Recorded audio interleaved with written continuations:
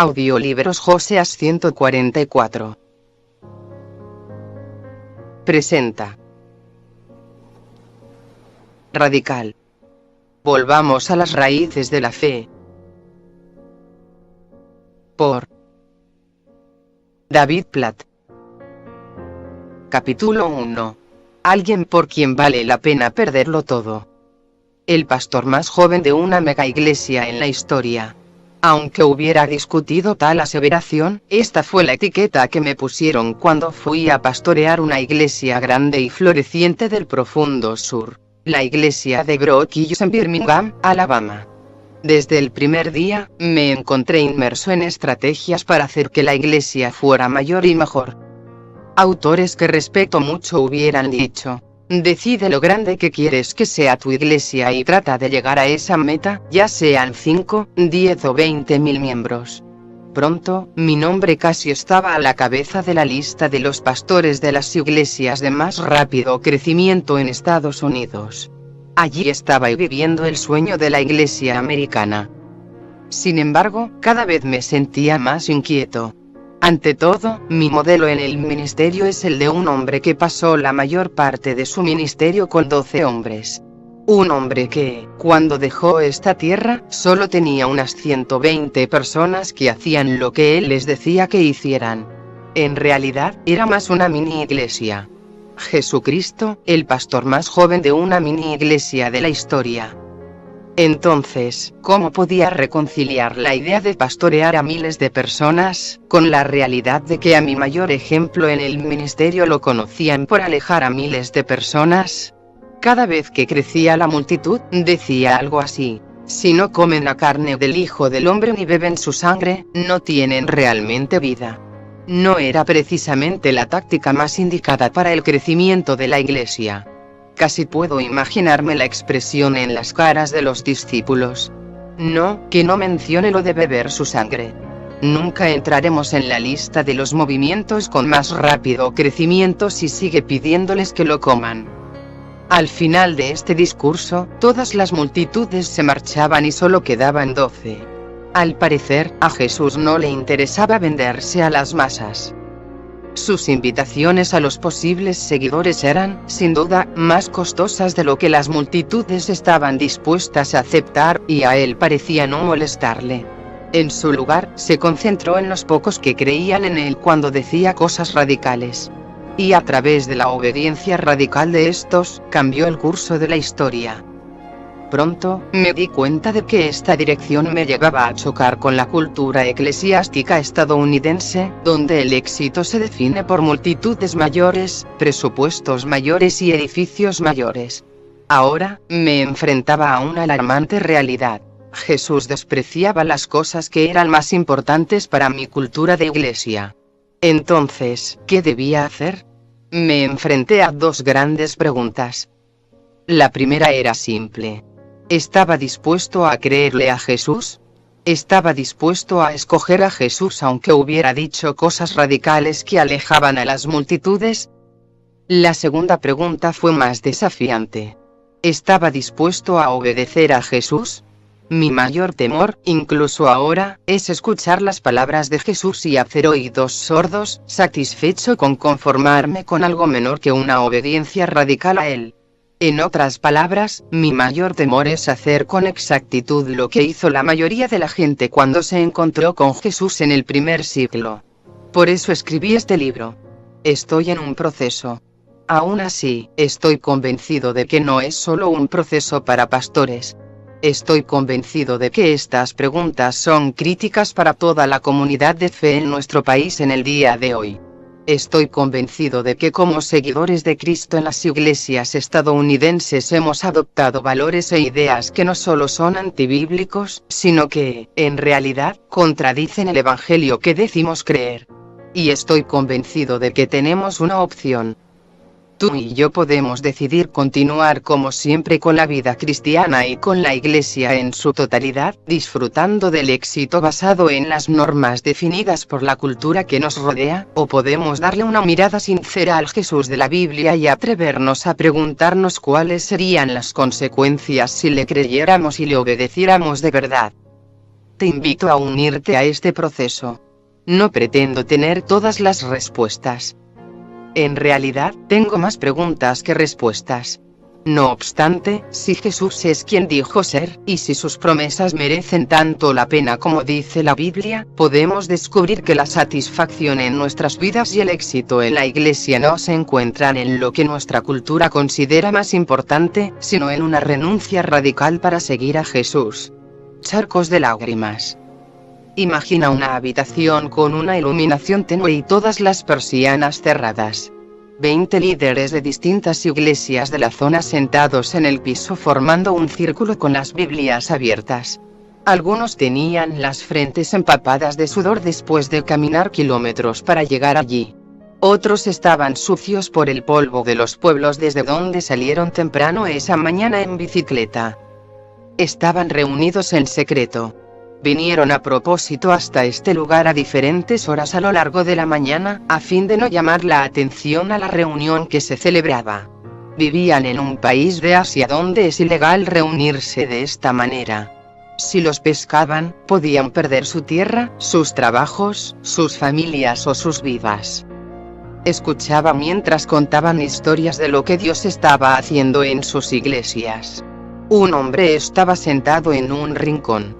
Era fornido y actuaba como el jefe de la seguridad, por decirlo de algún modo. Cada vez que se oía una llamada a la puerta o había un ruido fuera de la ventana, todos en la habitación se quedaban helados por el nerviosismo hasta que este hermano iba a asegurarse de que todo estaba bien. Mientras hablaba, su tosca apariencia revelaba enseguida un corazón tierno. Algunas personas de mi iglesia se han ido debido a una secta, dijo.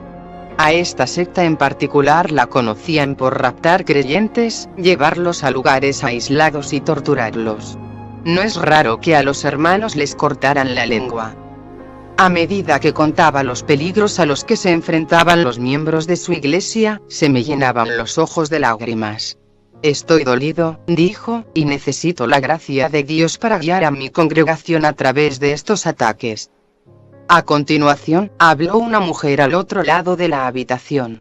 Hace poco, a algunos miembros de mi iglesia los enfrentaron funcionarios oficiales del gobierno, continuó. Amenazaron a sus familias y les dijeron que si no dejaban de juntarse para estudiar la Biblia, perderían todo lo que tenían. Pidió oración diciendo, necesito saber cómo dirigir a mi congregación para que siga a Cristo aunque les cueste todo. Al mirar alrededor de la habitación, vi que ahora todos tenían lágrimas en los ojos. Las luchas que estos hermanos expresaron no eran aisladas. Todos se miraron y dijeron, debemos orar. De inmediato, se pusieron de rodillas y con los rostros en el suelo, comenzaron a clamar a Dios. Sus oraciones no estaban tan marcadas por un elocuente lenguaje teológico, sino por una alabanza y un ruego de corazón. Oh, Dios, gracias por amarnos. Oh, Dios, te necesitamos. Jesús, te entregamos nuestras vidas. Jesús, confiamos en ti. Lloraban de forma audible delante de Dios mientras un líder tras otro oraba. Al cabo de una hora más o menos, la habitación quedó en silencio y se levantaron del piso. Humillado por lo que acababa de presenciar, vi charcos de lágrimas en un círculo alrededor de la habitación. A partir de entonces, Dios me ha concedido muchas otras oportunidades de reunirme con creyentes en las casas y iglesias clandestinas de Asia. Allí, los hombres y las mujeres arriesgan todo por seguir a Cristo.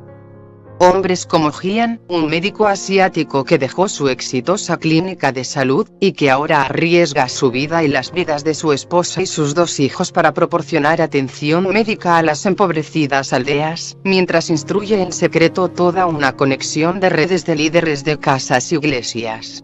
Mujeres como Lynn, que enseña en una universidad donde es ilegal extender el evangelio. Se reúne en secreto con los estudiantes para hablar de las demandas de Cristo, aunque podría perder su medio de vida por hacerlo.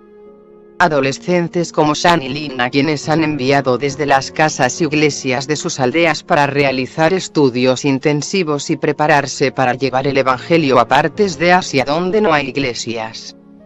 Lin me dijo, Le he dicho a mi familia que es probable que nunca regrese a casa. Voy a llevar el evangelio a lugares difíciles y es probable que pierda la vida en el proceso. Sean añadió: sin embargo, nuestras familias comprenden. Nuestras madres y nuestros padres han estado en prisión a causa de su fe, y nos han enseñado que Jesús es digno de toda nuestra devoción. Una escena diferente. 3 semanas después de mi tercer viaje a las casas iglesias clandestinas en Asia, comencé mi primer domingo como pastor de una iglesia en Estados Unidos. La escena era muy diferente. En lugar de luces tenues, el auditorio de ahora estaba iluminado con luces al estilo de un teatro. En lugar de viajar kilómetros a pie o en bicicleta para reunirse a celebrar un culto, habíamos llegado en vehículos que en su conjunto valen millones de dólares. Vestidos con ropa elegante, nos sentamos en sillas con cojines. Para ser sincero, no era mucho lo que estaba en juego. Muchos habían venido porque esa era su rutina habitual. Algunos habían venido solo para ver quién era el nuevo pastor. Sin embargo, nadie había venido a riesgo de su vida. Esa tarde, las multitudes llenaban el estacionamiento del predio multimillonario en expansión de nuestra iglesia. Las madres, los padres y sus niños saltaban sobre juegos hinchables.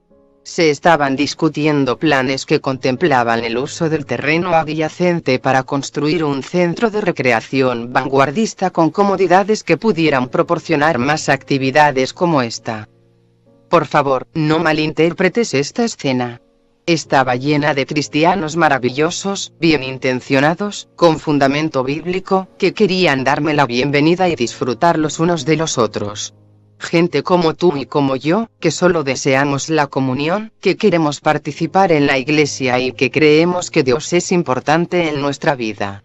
No obstante, como nuevo pastor que comparaba las imágenes que me rodeaban ese día con las que todavía tenía frescas en mi mente de los hermanos y hermanas al otro lado del mundo, no pude evitar pensar que en alguna parte del camino hemos perdido lo que es radical de nuestra fe y lo hemos sustituido por lo que es cómodo. Nos estábamos acomodando a un cristianismo que gira en torno al cuidado de nosotros mismos, siendo que el mensaje central del cristianismo es renunciar a nosotros mismos. Digámosle a la gente que siga a Cristo. Al final de Lucas 9, encontramos una historia que habla de 3 hombres que se acercaron a Jesús, ansiosos de seguirlo. Sin embargo, de manera sorprendente, Jesús parece tratar de disuadirlos. El primer hombre dijo: te seguiré a donde quiera que vayas. Jesús respondió: las zorras tienen madrigueras y las aves tienen nidos, pero el Hijo del Hombre no tiene dónde recostar la cabeza. En otras palabras, Jesús le dijo a este hombre que no esperara tener un hogar en el viaje que tenía por delante. Los seguidores de Cristo no tienen garantía de que sus necesidades básicas de refugio estarán cubiertas. El segundo hombre le dijo a Jesús que su padre acababa de morir. El hombre quería regresar, enterrar a su padre y luego seguir a Jesús. Jesús le respondió: deja que los muertos entierren a sus propios muertos, pero tú ve y proclama el reino de Dios. Recuerdo vívidamente el momento en que mi padre murió de manera inesperada de un ataque al corazón. En medio del inmenso dolor de los días que siguieron y del profundo deseo de mi corazón de honrar a mi padre en el funeral, no puedo imaginar oír esas palabras de Jesús: ni siquiera vayas al funeral de tu padre. Hay cosas más importantes que hacer. Un tercer hombre se acercó a Jesús y le dijo que deseaba seguirlo, pero antes de hacerlo, quería despedirse de su familia. Jesús no se lo permitió. Le dijo: nadie que mire atrás después de poner la mano en el arado es apto para el reino de Dios. Dicho de manera sencilla, una relación con Jesús requiere una devoción total, superior y exclusiva. Quedarse sin casa. Dejar que alguien entierre a tu padre. Ni siquiera despedirte de la familia. Es sorprendente que, después de lo que leímos en Lucas 9, Jesús tuviera éxito en convencer a estos hombres de que no lo siguieran. La primera vez que oí predicar sobre este texto fue de labios del Dr. Jim Shaddix. Era mi profesor en predicación y me había mudado a Nueva Orleans específicamente para estudiar con él. Al poco tiempo de llegar allí, el Dr. Shaddix me invitó a viajar con él a una reunión especial donde debía hablar. Me senté en la primera fila, en medio de cientos de personas, y escuché cómo comenzaba su sermón. Esta noche mi objetivo es disuadirlos de seguir a Jesús. Abrí los ojos asombrado y confundido. ¿Qué estaba pensando? ¿Qué estaba pensando yo? Acababa de mudar mi vida a Nueva Orleans para estudiar con un hombre que persuade a la gente de que no siga a Jesús. El Dr. Shaddix predicó el sermón exactamente como lo describe Lucas 9, y les dio advertencias a los potenciales discípulos sobre lo que implica seguir a Jesús. Al final, invitó a la gente que deseaba seguir a Cristo a que pasara al frente. Ante mi sorpresa, muchos en la multitud se levantaron de sus asientos y pasaron adelante. Me quedé sentado estupefacto y comencé a pensar. Entonces, esto es una táctica de predicación, una especie de psicología inversa santificada. Y da resultado. Si les dices que tratarás de persuadirlos para que no sigan a Jesús, responden en multitud. Estaba decidida a intentarlo. A la semana siguiente, me encontraba predicando en un encuentro juvenil.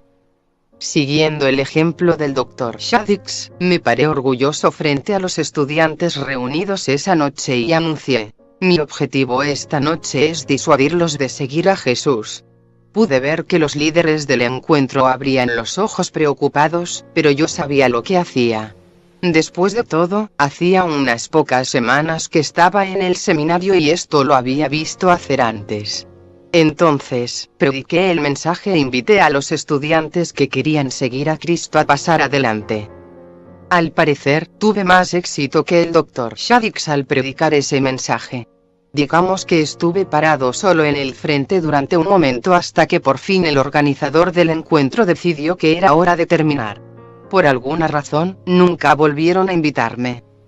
Contrario a lo que hubiera podido pensar de Lucas 9, Jesús no utilizaba un truco para conseguir más seguidores. Solo dejaba en claro con osadía y desde el principio que, si lo sigues, abandonas todo. Tus necesidades, tus deseos y hasta tu familia. Entrega radical. Los acontecimientos en Lucas 9 tampoco fueron incidentes aislados en la vida de Jesús.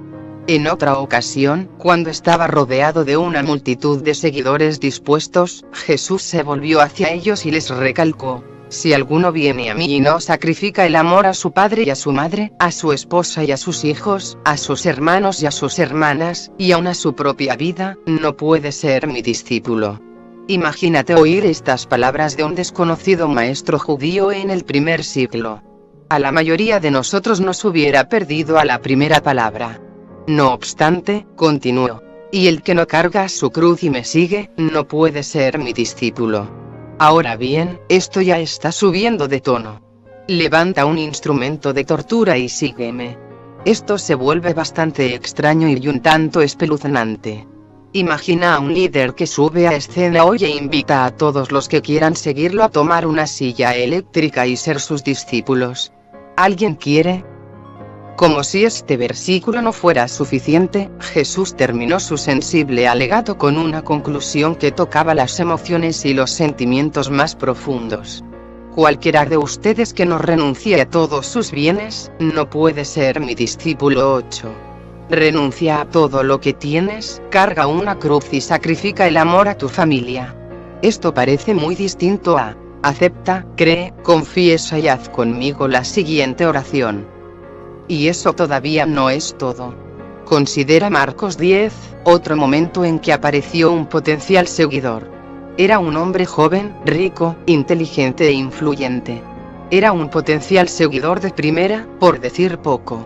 Y como si no fuera suficiente, estaba dispuesto y listo para seguir al Señor. Vino corriendo a Jesús, se inclinó hasta el suelo y dijo: ¿qué debo hacer para heredar la vida eterna? Si estuviéramos en los zapatos de Jesús, es probable que pensaríamos que esta es nuestra oportunidad. Con un simple: repite esta oración, firma esta tarjeta, inclina la cabeza y repite conmigo: este hombre está dentro. Luego, piensa en todo lo que puede hacer un hombre como este, con toda su influencia y prestigio. podemos incluirlo en el circuito evangelizador. Puede comenzar a contar su testimonio, a firmar libros, a juntar dinero para la causa. No se necesita mucho esfuerzo. Tenemos que tenerlo adentro. Es lamentable, pero Jesús no tenía los libros de evangelización personal que tenemos hoy y que nos dicen cómo echar la red y cerrar el trato. En cambio, Jesús solo le dijo lo siguiente: una sola cosa te falta. Anda, vende todo lo que tienes y dáselo a los pobres, y tendrás tesoro en el cielo. Luego ven y sígueme. ¿En qué estaba pensando? Jesús había cometido el clásico disparate de dejar escapar al pez gordo. El costo era demasiado elevado. Sin embargo, la clase de entrega que Jesús le pidió al joven rico es la parte medular de la invitación que hace Jesús en todos los evangelios. Hasta el sencillo llamado en Mateo 4 a sus discípulos, sígueme, contenía implicaciones radicales para sus vidas. Jesús los llamaba a abandonar la comodidad, todo lo que les era conocido y natural. Los llamaba a abandonar sus carreras. Debían reorientar el trabajo de todas sus vidas alrededor del discipulado de Jesús. Los planes de él se tragaban sus planes y sueños. Jesús los llamaba a abandonar sus posesiones. En efecto, les decía: dejen las redes y sus negocios como exitosos pescadores. Jesús los llamaba a abandonar a sus familias y amigos. Cuando Jacobo y Juan dejaron a su padre, vemos cómo cobran vida las palabras de Jesús en Lucas 14. En definitiva, Jesús los llamaba a renunciar a sí mismos. Dejaban la seguridad por la inseguridad y el peligro, en lugar de protegerse, se entregaban por sí solos. En un mundo que premia al que se promociona a sí mismo, seguían a un maestro que les enseñaba a crucificarse a sí mismos. Y la historia nos cuenta el resultado. Casi todos perdieron sus vidas por haber respondido a su invitación. ¿Y qué hay de nosotros? Pongámonos en los zapatos de estos entusiastas seguidores de Jesús del primer siglo. ¿Y si yo fuera el discípulo potencial al que le dijeran que dejara las redes? ¿Y si tú fueras ese a quien Jesús le dijo que ni siquiera se despidiera de su familia? ¿Y si se nos dijera que aborrezcamos a nuestra familia y renunciemos a todo lo que tenemos para seguir a Jesús? Aquí es donde nos enfrentamos a una peligrosa realidad. Debemos renunciar a todo lo que tenemos para seguir a Jesús. Debemos amarlo de tal manera que nuestras relaciones más queridas en este mundo parezcan sin importancia. Y es absolutamente probable que nos diga que vendamos todo lo que tenemos y se lo demos a los pobres. Sin embargo, no queremos creerlo. Tenemos temor de lo que pudiera significar para nuestra vida. Entonces, pasamos estos pasajes por la razón. Jesús no nos diría que no enterremos a nuestro padre o que no le digamos adiós a nuestra familia. Jesús no dijo literalmente que vendamos todo lo que tenemos y se lo demos a los pobres. Lo que en realidad quiso decir fue: y aquí es donde debemos hacer una pausa, porque estamos comenzando a redefinir el cristianismo. Estamos cediendo a la peligrosa tentación de tomar al Jesús de la Biblia y torcerlo hasta obtener una versión con la que nos sintamos más cómodos. Un Jesús agradable, de clase media estadounidense. Un Jesús que no se preocupe por el materialismo y que nunca sea capaz de pedirnos que demos todo lo que tenemos. Un Jesús que no espere que abandonemos nuestras relaciones más estrechas para que Él reciba todo nuestro afecto. Un Jesús que no tenga problema con la devoción nominal que no invade nuestras comodidades porque, después de todo, Él nos ama tal cual somos. Un Jesús que quiere que seamos equilibrados, que evitemos los peligros extremos y que, en realidad, quiere que evitemos toda clase de peligro. Un Jesús que nos consuele y nos dé prosperidad mientras vivimos nuestro paseo cristiano en el sueño americano 10A. Sin embargo, nos damos cuenta de lo que estamos haciendo. Estamos moldeando a Jesús a nuestra imagen. Comienza a parecerse mucho a nosotros porque ese Jesús es con el que nos sentimos más cómodos. Y el peligro es que cuando nos reunimos en nuestros templos para cantar y levantar las manos en adoración, es probable que no estemos adorando al Jesús de la Biblia. En cambio, podemos estar adorándonos a nosotros mismos. El costo de la falta de discipulado. Dietrich Bonhoeffer, un teólogo alemán que luchó por seguir a Cristo en medio del gobierno nazi, fue el autor de uno de los grandes libros cristianos del siglo XX. Allí escribió que el primer llamado que experimenta todo cristiano es el llamado a abandonar lo que lo liga al mundo.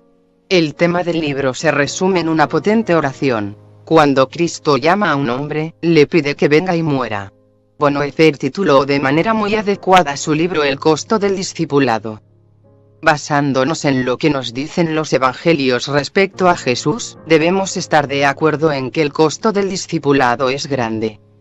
Entonces, me pregunto si el costo de la falta del discipulado no es incluso mayor.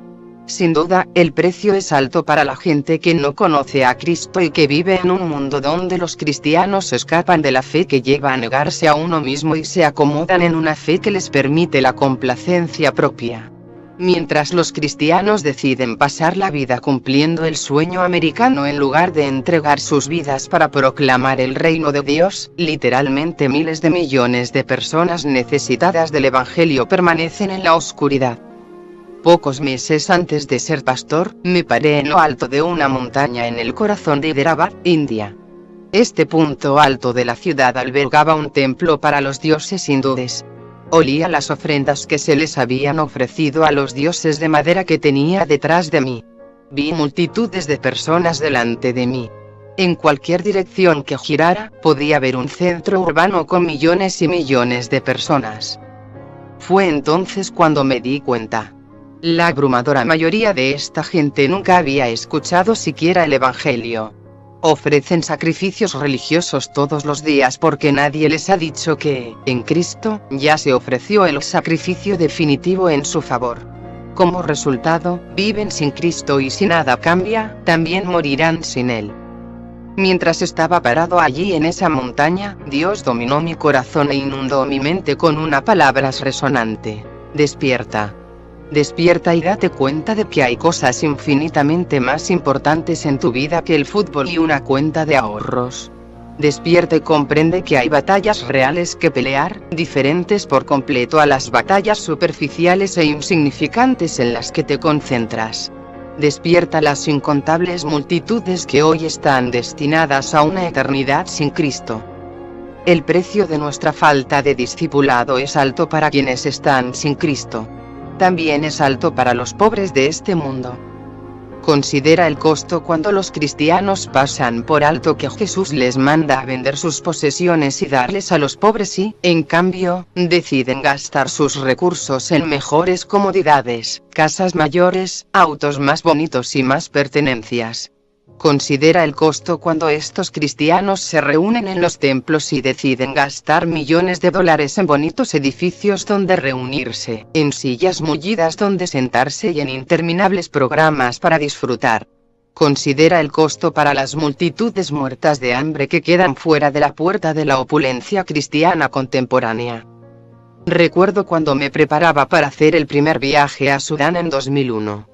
El país todavía estaba en guerra y la región de Darfur, al oeste de Sudán, había comenzado a salir en los titulares.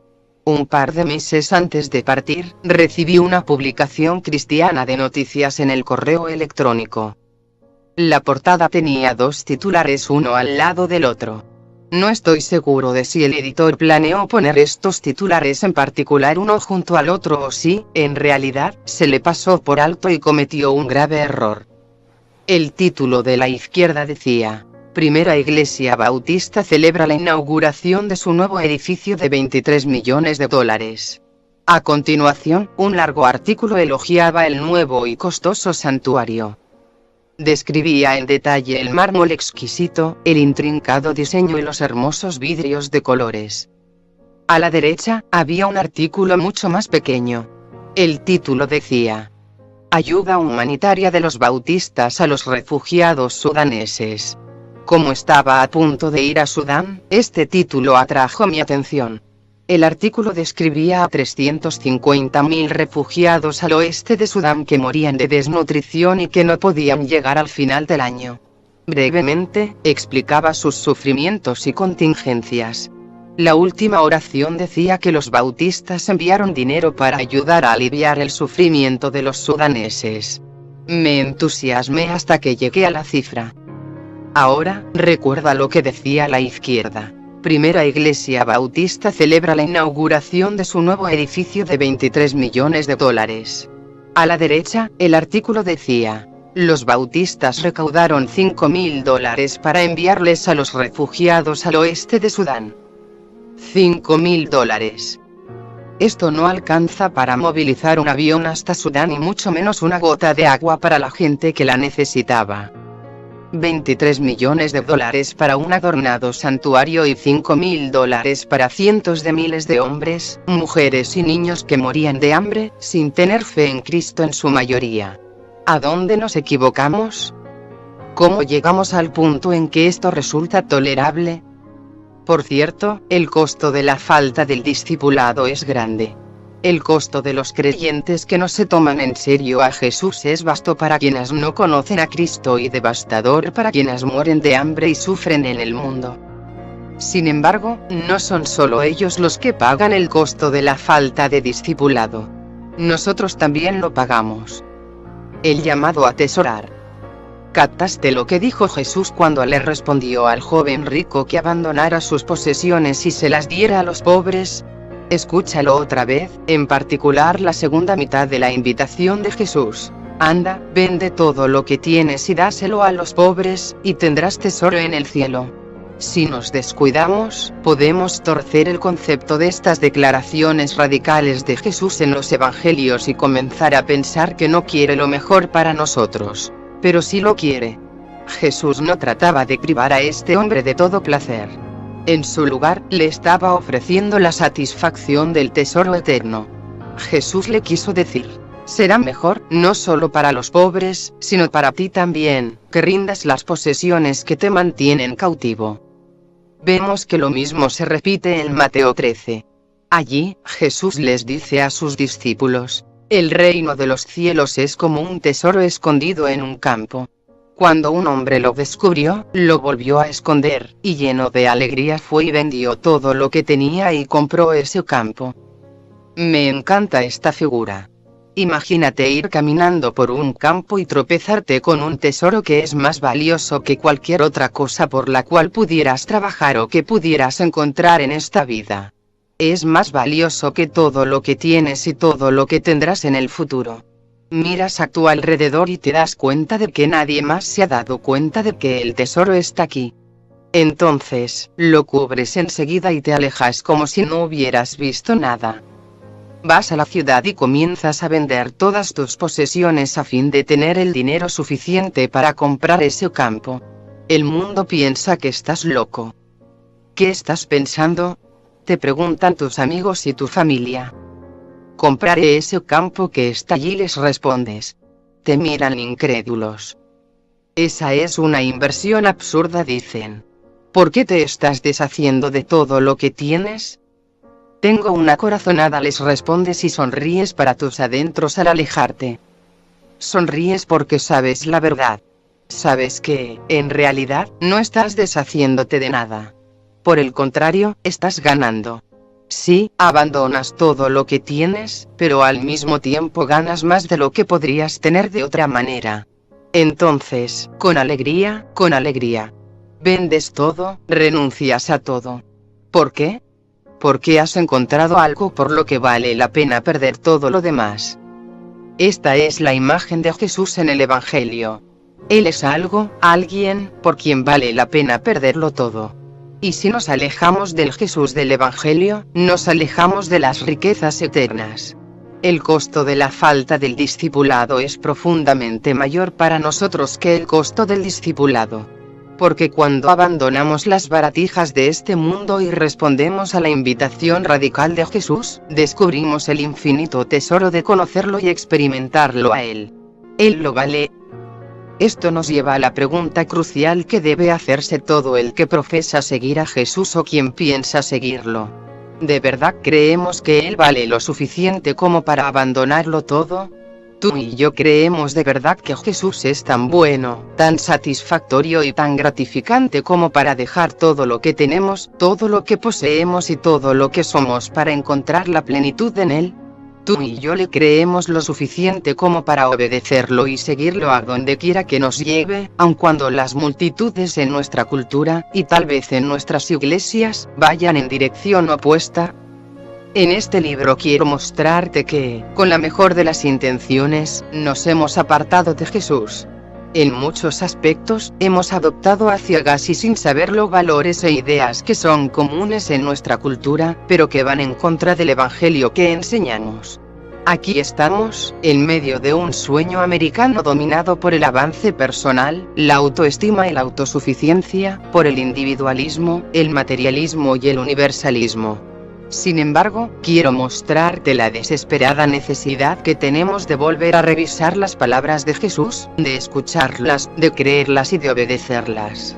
Debemos regresar con urgencia al Evangelio bíblico, porque el costo de no hacerlo es elevado para nuestras vidas, nuestras familias, nuestras iglesias y el mundo que nos rodea. Como mencioné antes, tengo más preguntas que respuestas.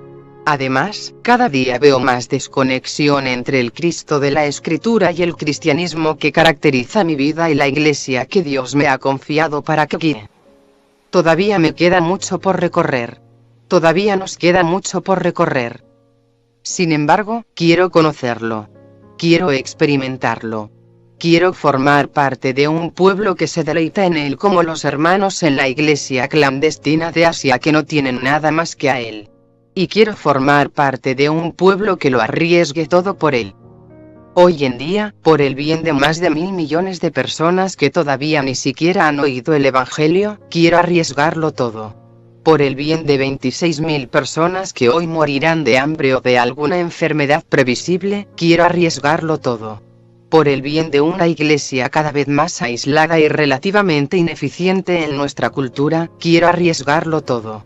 Por el bien de mi vida, de mi familia y de la gente que me rodea, quiero arriesgarlo todo. Y no estoy solo.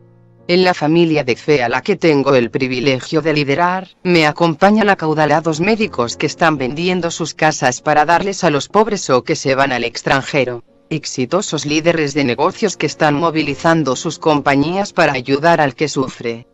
Parejas jóvenes que se han mudado a los barrios marginales a fin de poner en práctica el Evangelio. Y ancianos, madres que cuidan a sus niños, estudiantes universitarios y adolescentes que están reorientando sus vidas alrededor de una entrega radical a Jesús.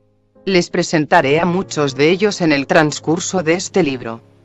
No tenemos nada de especial, pero somos prueba de que la gente común que por naturaleza se siente atraída a las comodidades del sueño americano puede convertirse a una fe radical en un Salvador radical. ¿Por qué no te unes a nosotros? No obstante, si tienes intenciones serias de iniciar este proceso, creo que existen un par de prerequisitos. Están relacionados con las dos grandes preguntas que comencé a hacerme a mí mismo cuando me di cuenta de que era el líder de una mega iglesia que trataba de seguir a un líder de una mini iglesia. Primero, desde el principio debes comprometerte a creer todo lo que dice Jesús. Como cristiano, sería un grave error venir a Jesús y decirle: quiero oír lo que dices y después decidiré si me gusta o no. Si te acercas a Jesús de esta manera, no entiende el país y la cultura en que vivimos, y veremos nuestra desesperada necesidad de su presencia para cumplir ese propósito en nosotros. Descubriremos que nuestro sentido se encuentra en la comunidad y nuestra vida se encuentra en entregarnos en favor del bien de otros en la iglesia, de los perdidos y de los pobres. Evaluaremos si la verdadera seguridad se encuentra en este mundo y, al final, nos decidiremos a no desperdiciar nuestra vida en nada que no sea una entrega incondicional e intransigente a un Salvador amoroso y lleno de gracia que nos invita a correr un riesgo radical y nos promete una recompensa radical. Nunca oirás de verdad lo que tiene que decir. Debes decir sí a las palabras de Jesús antes de oírlas. Luego, en segundo lugar, debes comprometerte a obedecer lo que has oído. El Evangelio no te incita a una simple reflexión, requiere una respuesta. En el proceso de oír a Jesús, te ves obligado a darle una mirada sincera a tu vida, a tu familia y a tu iglesia, y a no decir simplemente, ¿qué dice?, sino también, ¿qué debo hacer? En las siguientes páginas, exploraremos juntos el Evangelio bíblico a la par de las suposiciones de nuestra cultura con el objetivo de aceptar a Jesús tal cual es en realidad, y no al ser que hemos creado nosotros. Daremos una mirada a la verdad central de un evangelio centrado en Dios y veremos cómo lo hemos manipulado hasta convertirlo en un mensaje centrado en el ser humano, y en definitiva, insatisfactorio. Veremos un propósito para nuestra vida que tras. Capítulo 2.